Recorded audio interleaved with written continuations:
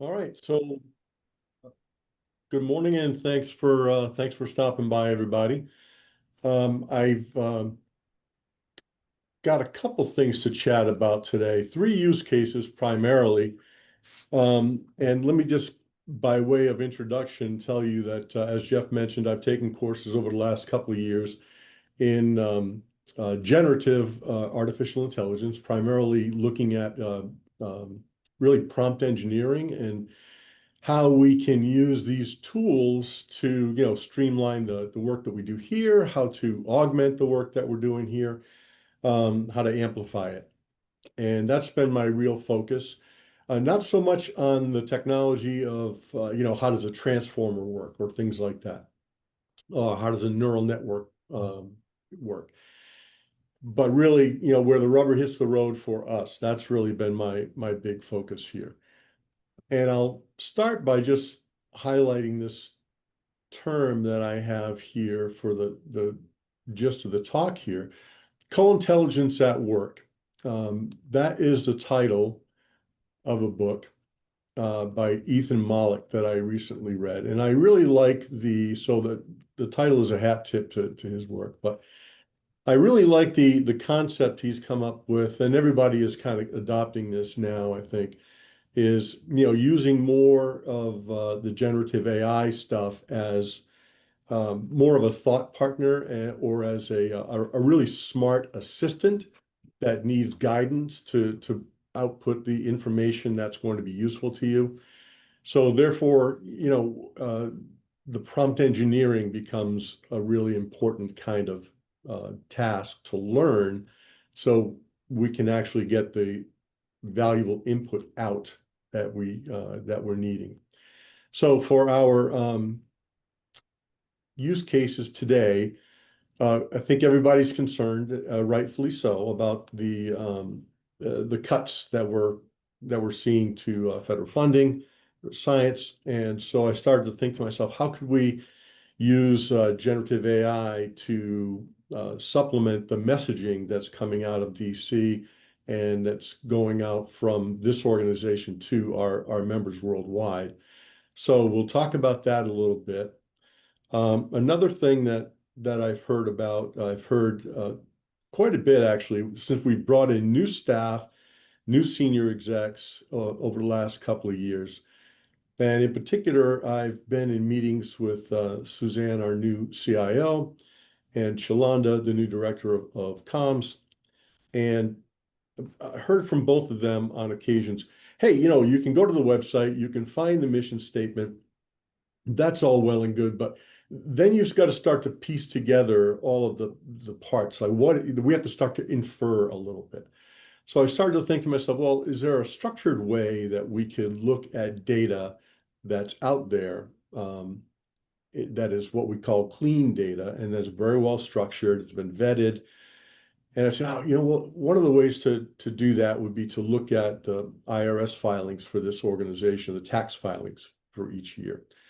And so I've gone back over a 10-year period, pulled those tax filings in, and found out what generative AI could do for in terms of creating a briefing that might be reusable for anybody who's new coming into the organization, specifically at those higher levels.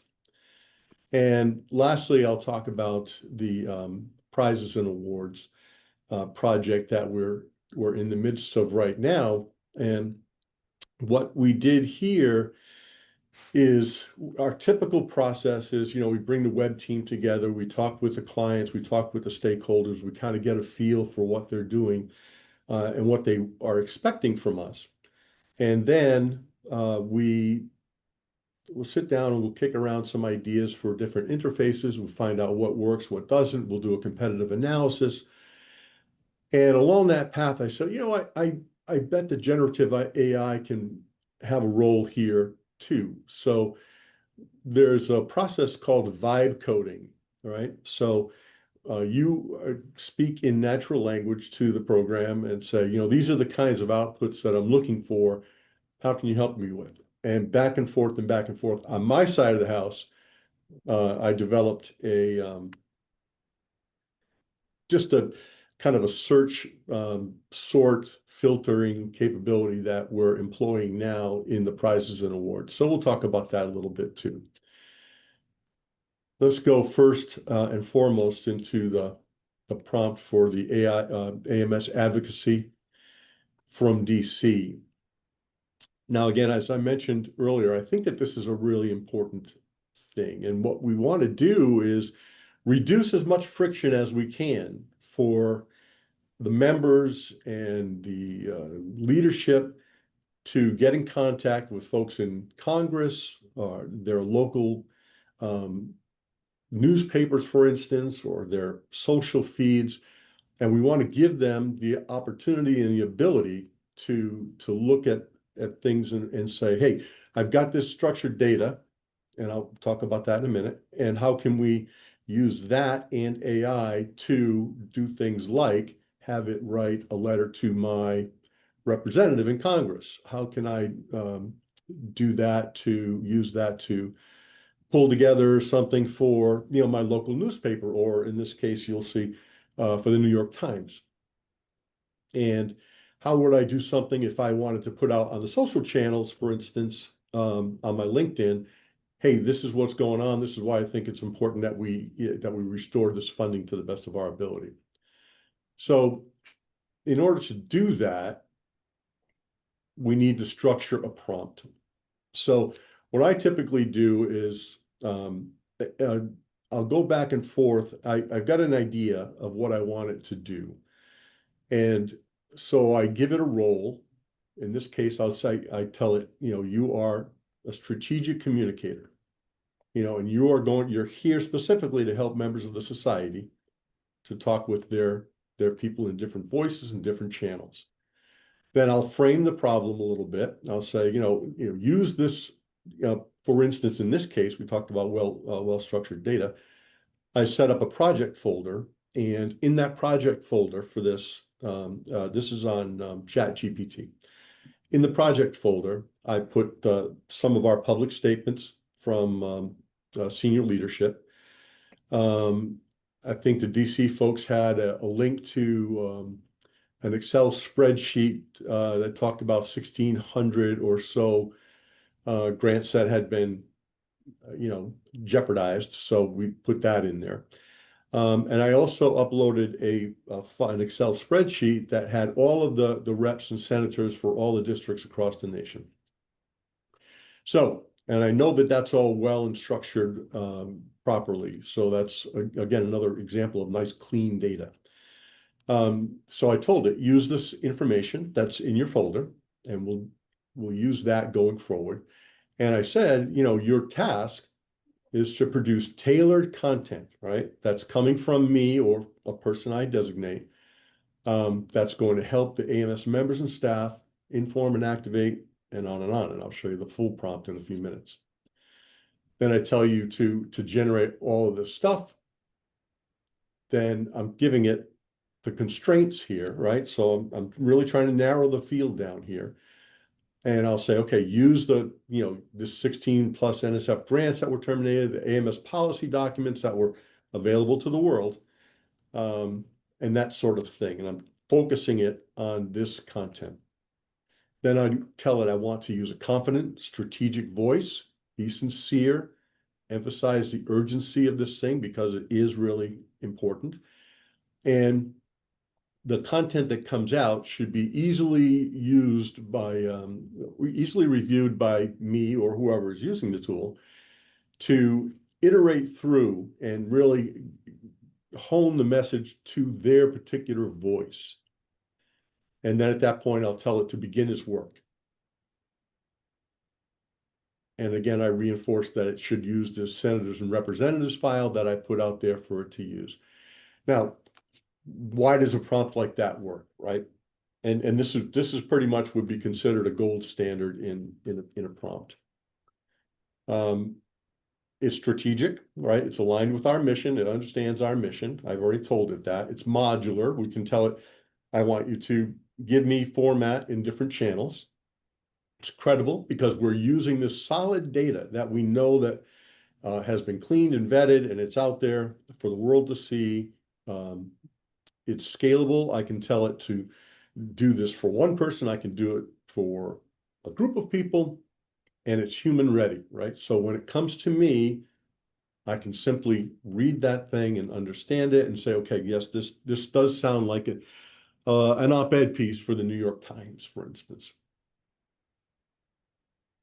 So now we get into the prompt itself. And again, just to reiterate, this is all of the things that I've told it it should do that we just ran through. And I said, here's what I want you to be able to output as a result of this prompt. And then again, based on the information that you've got available, begin your work. And in this case, I said, someone who's been a speaker for us in the past said, create a constituent letter, personalized, written and signed by Lauren Williams. She's from Harvard.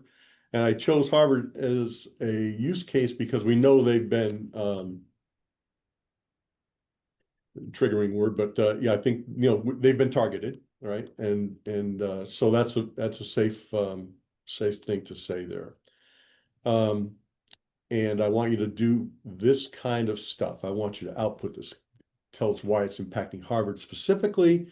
Note how many grants have been canceled at Harvard, and then put together a 750 to 800 word op-ed for the New York Times and a social media thread.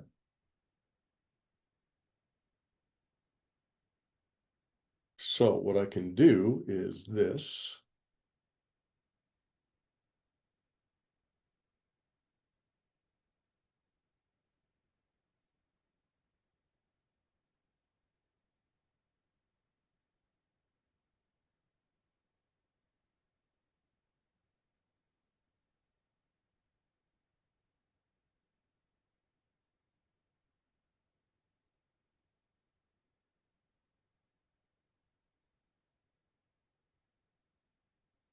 I'll go into my chat GPT.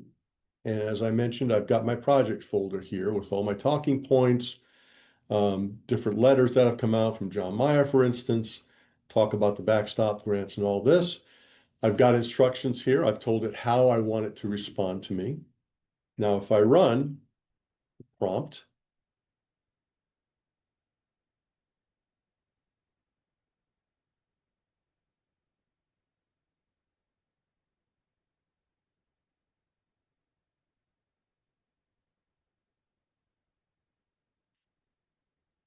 it'll take a moment here.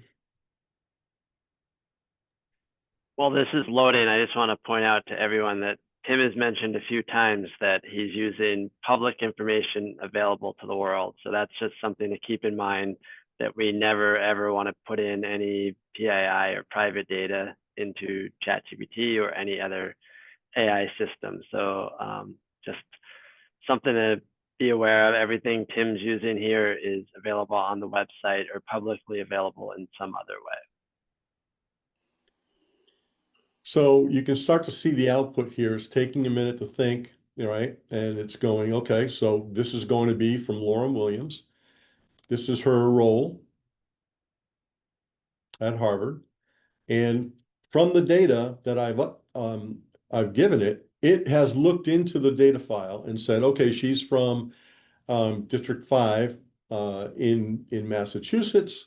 Her rep is, Catherine Clark. And it has written a letter here over her signature that she could take and refine, reiterate through that. It has, as I asked, I said between 700 and 800 words, I think, an article for the New York Times. It's outputting in HTML because it knows that I typically want to see it like that.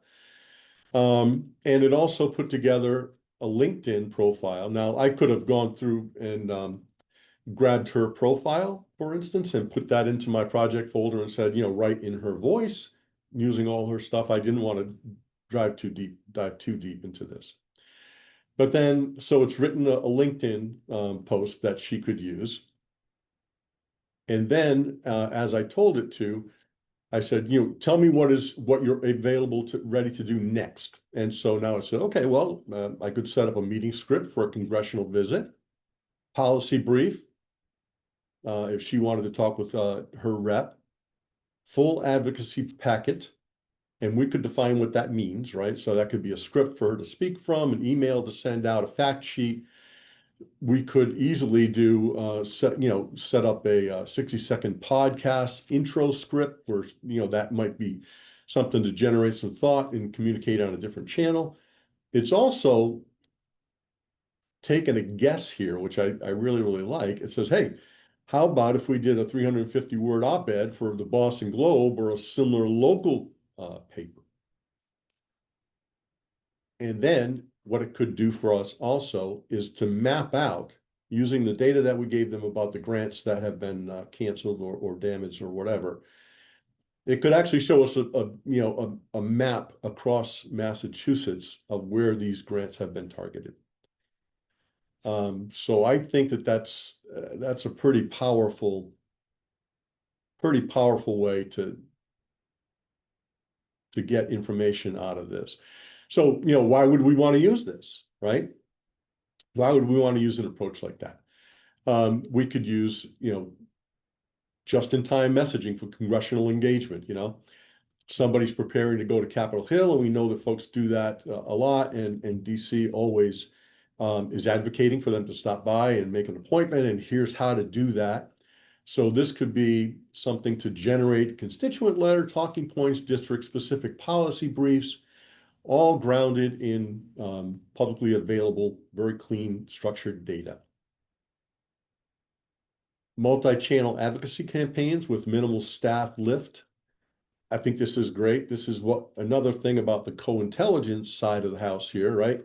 So we can actually use this tool as, as a junior partner here, right? With a great skill set, lacking the ability to kind of do things at the strategic level unless it's specifically told. So here we told it, do this stuff and try and create this multi-channel advocacy campaign. And that's another good case for that. Another thing, I thought was important, we almost can't catch a breath, right? Things change so rapidly right now that you almost can't catch your breath before the next thing happens. So this is a way to very quickly turn some information around, reach out, you hear something that's happened, you can come in here, run a prompt like this, generate some ideas for yourself, and let's say within a couple of hours, a day or so, you could have a whole new set of information that, at the corporate level, like us, we could generate press statements, member-facing alerts, Hill talking points, and all of this is reflective of the information that we've already put out there and that we can trust. So that's my briefing on the advocacy prompt. And we can return to any questions that might arise later on. The second thing I wanted to talk with you about is, as I mentioned, we've had a lot of new senior staff come on board, and it's great when you say, like, oh, here's what we're doing, and then of course you get your focused briefing about, here's what's happening in IT, and things are still kind of siloed in a sense. So I thought one of the ways that we could really work through some of this stuff is to take all of that data that's out there freely available to the IRS and bring that together. And then we could say to someone like Suzanne, hey, here's a way that we can generate a briefing for you to help you understand what's going on in terms of the organization at multiple different levels. And I kind of envision this as an adjunct to the onboarding that happens typically when people come on board. You get something from HR, you get some executive mentorship and peer input, you have conversations with your IT directors and staff, and you're going to read through your internal documents, your operating plans, your knowledge bases, and try and pull all that together in some way that makes sense to you. By doing this, we have a very quick way to do this for, in this case, Suzanne. But it very easily could be retargeted to anybody else at different levels throughout the company. And again, I want to make sure that people understand that this is never a substitute for humans, right? So humans are always in the loop in everything that I want to tell you about these particular tools. Iteration is a big thing. Talking with other people is a big thing. Your knowledge, your guidance of the tool is really the way to approach this kind of thing. So given this,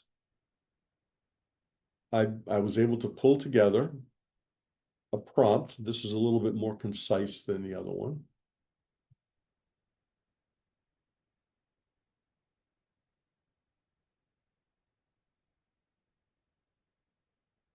And in here, you can see the project files, right? So I've got all of the, I've got all our tax docs from 2013 to 2022 from the IRS. Now, if I run the prompt, this will be a quick one, a quicker one. But the way I ran this prompt, if I were to run this, in real life for Suzanne, for instance, there are different tools I can tap into here. And I would have said, run a deep search, use your deep research,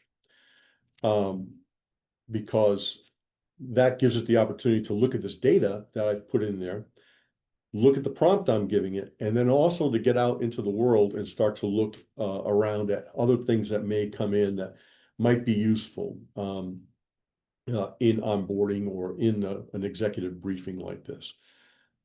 And the thing I particularly like about that is you can actually see it thinking through. They'll put up a right-hand nav rail or column there, and you can kind of read through what it's doing. So here we go. We've got our business. Now it says, what's the business model? It's publishing and program services, about 70% of annual revenue. Typically, we get about 15 or 20% contributions and grants. Investment income, where that's coming from, the strategic assets of the organization, what the operating model is. Interesting here is strategic imperatives for the incoming CIO, first 6 to 12 months, suggestions. When you look at some of this information that's coming out of this, without having been prompted to do so, it's giving us the information that, for instance, you ought to have a technology review like we just did. I didn't tell it that, but it says, well, you should have like Delcor come in and do an analysis. It should say, hey, you should be thinking about clean data. Something Suzanne has mentioned a number of different times.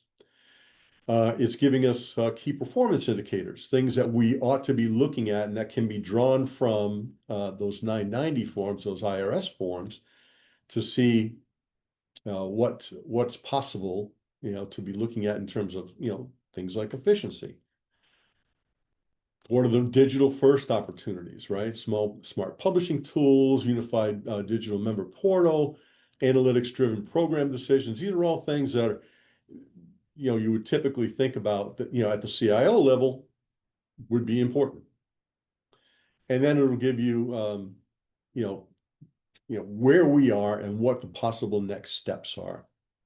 So again, I think that's a pretty valuable output. And then you start to think about what's the return on the investment of doing something like that, right?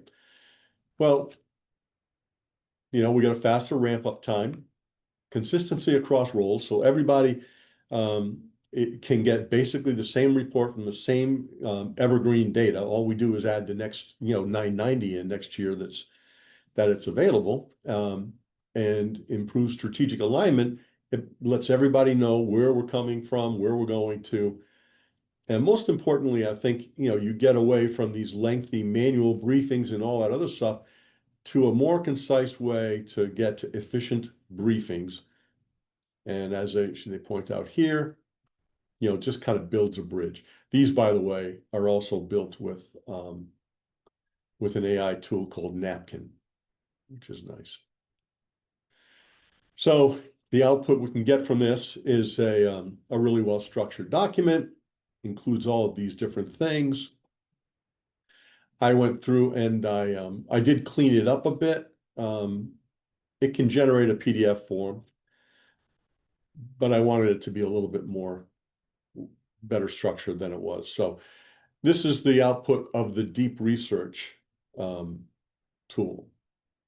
And it just goes through basically all the things that I mentioned earlier, and so much more.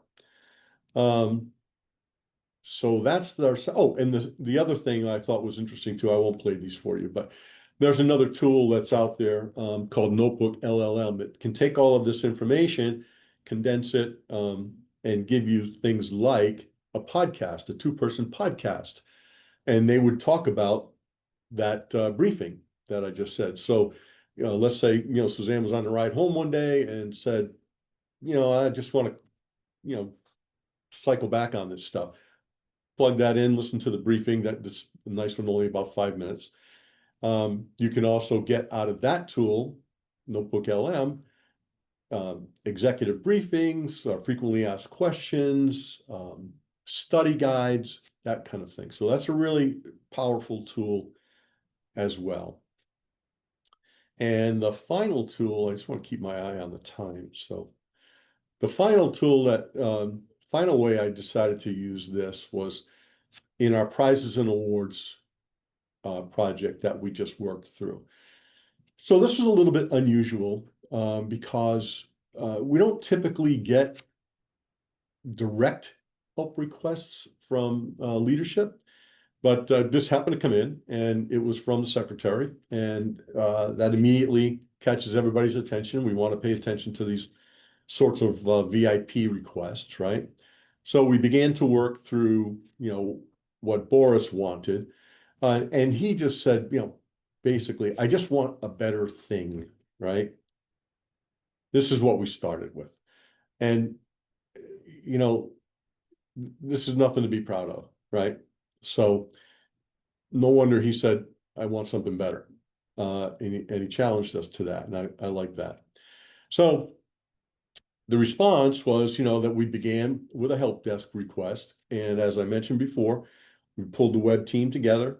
We've done, competitive analysis, went out and looked at all these different organizations that do this kind of thing. How are they doing it? What are the best practices? And then on my side, I started to say, okay, well, how can I pull together a couple of different things for the group to view? And so I started this vibe coding process with the AI. And I told it what I needed. It gave me something back. And then we started to iterate again and again and again until we got to something that was fairly decent. And I think at that point, we made a presentation to Sarah Bryant and to Catherine Major, and because those are the two people who are really have got some skin in the game here. Sarah was great in the sense that she looked at what we put together and again challenged us and said, you know what, sort of kind of good, but the features that you have for searching and filtering, not quite good enough. So back we go into the vibe, and I told it, client says it's not good enough. How are we gonna address that? And we went back and forth and back and forth. And at the end, we ended up with what we just released is a much improved interface here with the ability that people have got to search, to filter, to find things that they may not have seen before, to surface things. We can sort, we can do all sorts of things here. Now, I'm not going to give AI all the credit for this because I put together the idea and then I gave it to Erin. All right. So Erin is very much the human in the loop here, right? So what I want to be able to say is the power of this kind of tool comes from the people who are involved in the project, right? In that, in this case, all of these people and this committee were parts of this project. AI was a small piece of it, but it streamlined the process quite a bit. It gave us the ability to iterate through a number of different features. And I think ultimately we ended up with a much better product than we've had in the past. So I'd be remiss if I didn't talk about the importance of, clean data, which I've mentioned, I think 3 or 4 times at this point, right? So the prizes and awards project, I think, is a great example of how to look at clean data, right? So we've got a small set of records in this database. Maybe there's 50 or 60 or something like that, right? Erin can correct me. But so we went through that data, and there are places where you say, for instance, the deadlines are this. But when I see deadline, I'm expecting to see a date range, for instance, a date or date range. I'm not expecting to see text there, right? So if I see text there, a sentence or something, I know that the data validation there is not 100% correct.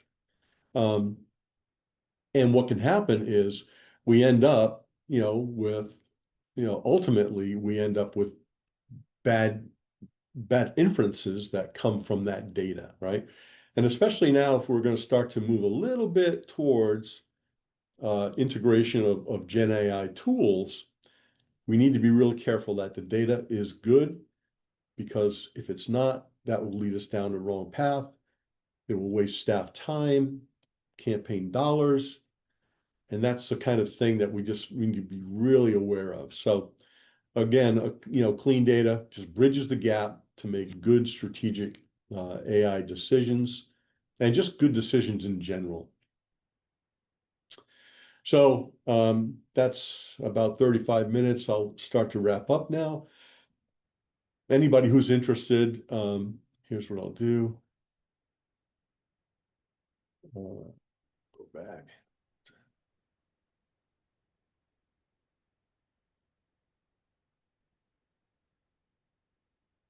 I'll drop in their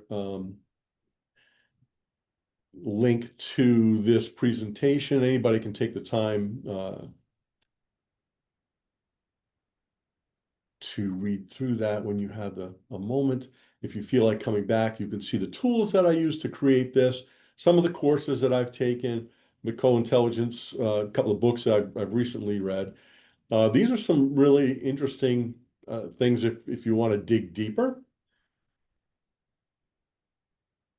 And there's a little link here about me and my background that you can check that out.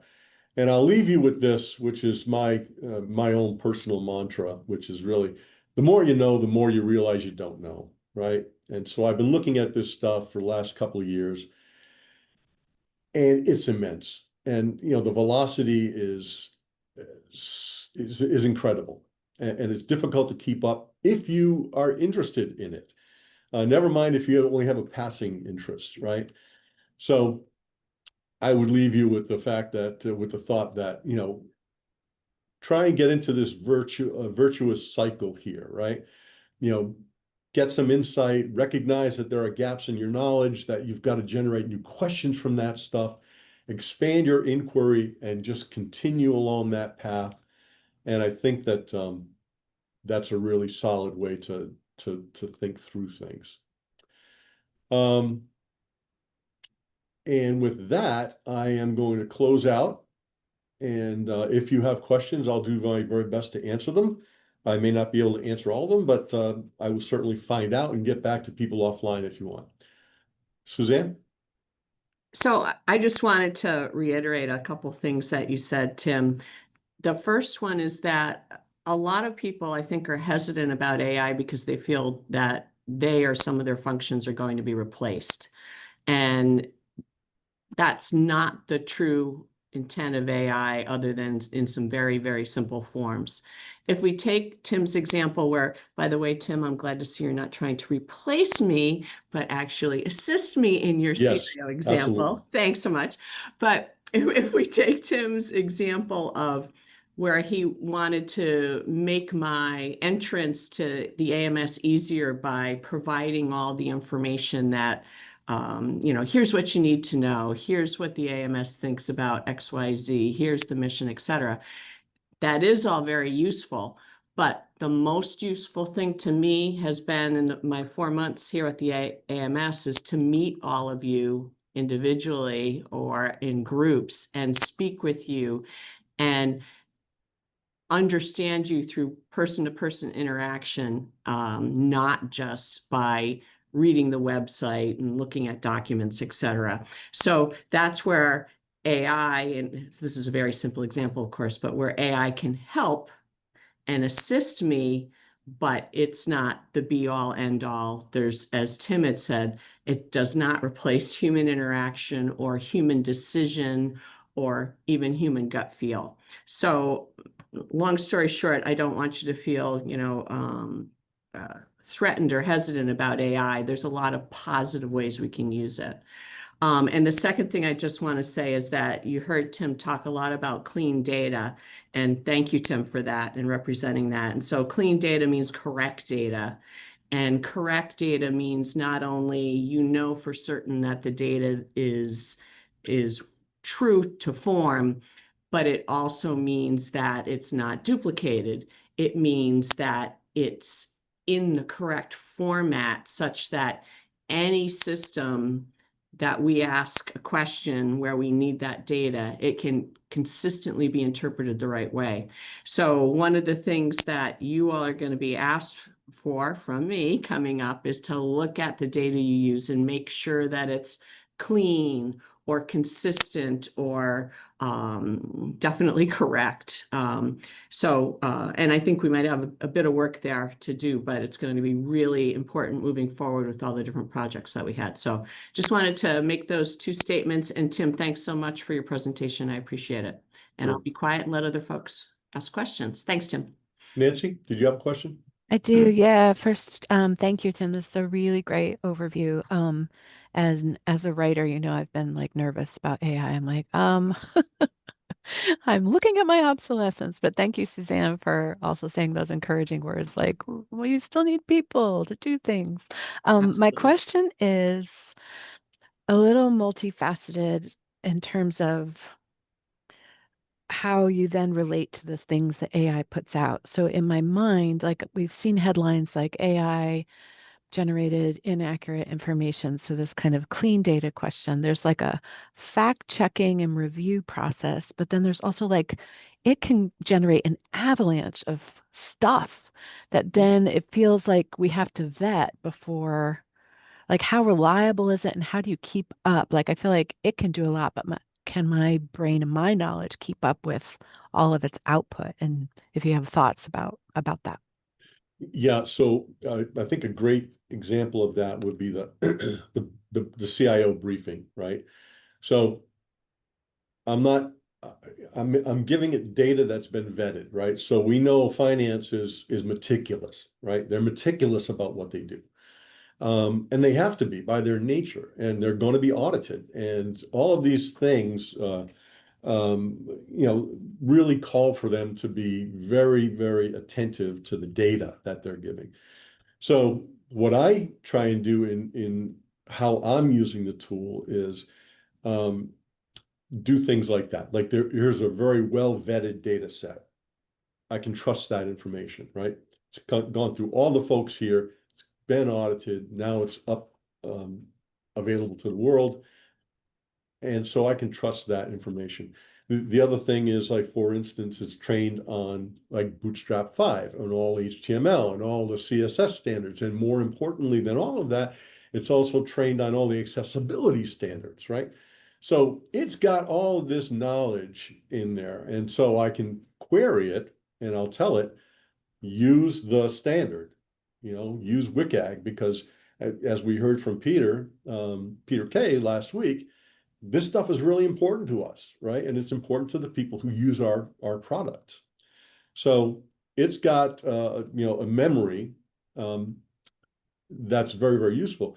But again, to echo what I've said many times, and you are saying also, Nancy, we're in the loop. We have to be in the loop here, right? We cannot just take for granted, oh, well, it's telling me that I should do X, Y, Z, and I just do that. That's the way we fail. So does that address all what you were thinking about? Yeah, there's still like a volume question, but I feel like I'll have to, yeah, well, I'll acclimate as we go, I think. Yeah, thank you. I'll let it go. Ed? Hi, Tim. I have more questions than I should ask now, so maybe I'll talk to you later. I have two things that are sort of focused. One is, are you using just the free ChatGPT or are you using an upgrade? I pay the $20 a month, Ed, and I just feel like because I'm constantly learning more about this. I'm taking courses in this kind of thing, and I really want to. $20 is like I'll spend $20 on lunch someday, right? So yeah, I might as well just do that. Yeah, because when I use ChatGPT, I've not seen some of the features that you were using, but then again, I'm not really a power user. Um, So yeah, maybe I'll ask you offline what some of the extras are. And then you said that it did a deep search plus used the vetted documents. Is there a way of telling when the output is coming along? Is there a way of telling what came from the vetted documents and what came from the deep search? What's nice about this feature, Ed, is it'll give you citations all along the path. So if it says, so let's say I asked it a question, and I said, what are the IT trends for hardware over the past 5 years? It would go through and potentially give me I'm just guessing right now, but you know, in the 2022 doc, it said boom, boom, boom, and I can query it, so it could very specifically give me those answers. In the deep research, you can see that where it's because it's telling you on the right-hand column, it's telling you all these things, what it's doing. And you can just watch, it visited this website, it grabbed the citation from there. All right, thanks. Hi, sorry I don't have a camera today. It's Karen, in case you can't tell. So I was going to say some of the same things that other people have said. I mean, first of all, this is fantastic. So my concern is with capacity amongst our staff for doing this. And I've played around a little. I love what you did for the case study for me. That was great, and I am going to send you an email. But it dawned on me. And I don't know how this is going to come out, but we have this AI advisory committee, of volunteers. I don't know if you've interacted with them, Tim, at all. Like I'm on that committee, and I feel like it hasn't really advised the AMS on Right. things like this. And I'm just wondering if it would add weight like to the board to hear from them saying we really need to have, and this is like not critical of anybody we already have on board. It's just a capacity issue, probably. Would it help to hear the board to hear from them that we really need to get people who can do this across, like, maybe one in MR, one in OGR, different locations strategically placed who would have doing this sort of thing in their portfolio. I think it's a great point, Karen, and you recall I wrote a paper recently that looked at the output that came from the AI committee, Mhm. and I used a kind of an innovative prompt there to create a college of all of these people. And I think what's interesting there is that they're looking at this, the committee and all their statements are looking at this more in terms of mathematics, right? Correct. Yeah. Which Yeah. which is wonderful. That's what we're expecting from them, right? But what we Right. don't have right now is an internal look at what's Yeah. happening and how we approach this kind of thing in-house here. What's okay to do? What's not okay to do? What kind of data can we share reasonably? That's already on the website, right? Or out there in the world about us, and what kind of stuff is completely forbidden? You know, if we Correct. do that, Yeah, we're gonna have yeah, trouble. exactly. Yeah. Okay, it just got my wheels turning on that sort of thing, like, okay, thanks. We're Sure. not disagreeing with you, Karen. Right, right, I get No. that. Yeah. I No, totally completely get agree. that. Complete agreement. Yep. So this is Ed again, Tim. So you said you wrote a paper. Where is that paper? Where can I find that? Uh, I'll put it under my about Tim McMahon thing. That was for uh, associations management, I think it was, and I looked at the output of those papers. ASAE is the organization, the Association for Society Executive, whatever. I can't remember right now, but the paper's out there. It's kind of I wasn't totally thrilled with the output because of the word count, and they wanted to tweak it and have the language a little less academic, I think. So for a general population, but Yeah, I'll welcome to plug that in. publishing. So, but I'll Yeah, send so that if you along. could put that someplace where people can find it internally, that'd be very helpful. Thanks. I'll do that, Ed. Thank you. And Tim, along those lines, is this being recorded and will this be shared on WorkVivo? I feel like my team would benefit in attending this Yeah, I if they're think not that's a all on question here. for Jeff. Okay, gotcha. Yes and yes. Awesome. Yeah, and also Tim put a link to the whole presentation in chat. So if you have access to Thor, you can see this whole thing. Yep. So you can see the static presentation in on Thor, and I'll leave that there. Any further questions?